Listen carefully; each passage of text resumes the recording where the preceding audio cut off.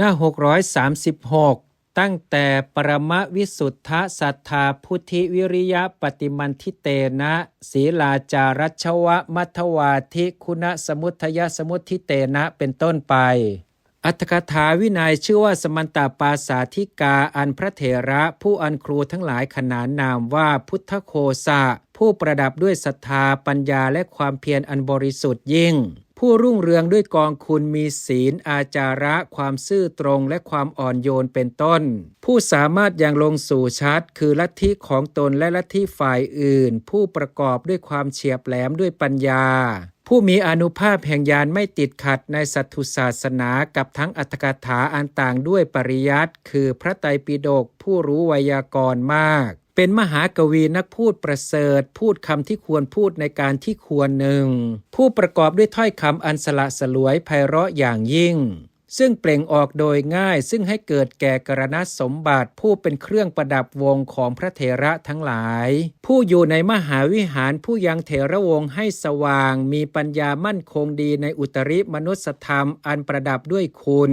มีอภิญญา6และปฏิสัมภิทาเป็นต้นเป็นประเภทมีปฏิสัมภิทาญาณอันแตกฉานเป็นบริวารผู้มีปัญญาไพบูลย์หมดจดดีได้รจนาแล้วนี้จบแล้วแม้พระนามว่าพุทโธของพระโลกเชษฐ์ผู้มีพระหฤทัยสะอาดคงที่แสวงหาคุณใหญ่หลวงยังเป็นไปอยู่ในโลกตราบใด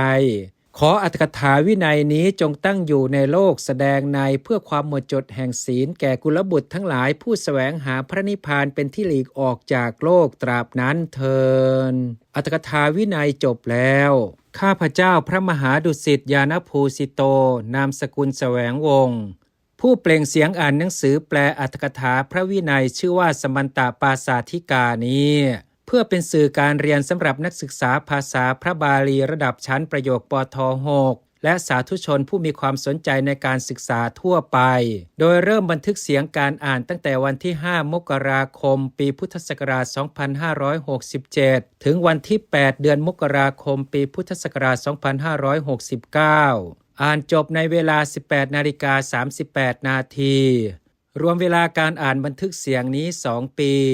เริ่มบันทึกการอ่านในฤดูหนาวสิ้นสุดในฤดูหนาวการอ่านบันทึกเสียงนี้ไม่ได้ทำอย่างต่อเนื่อง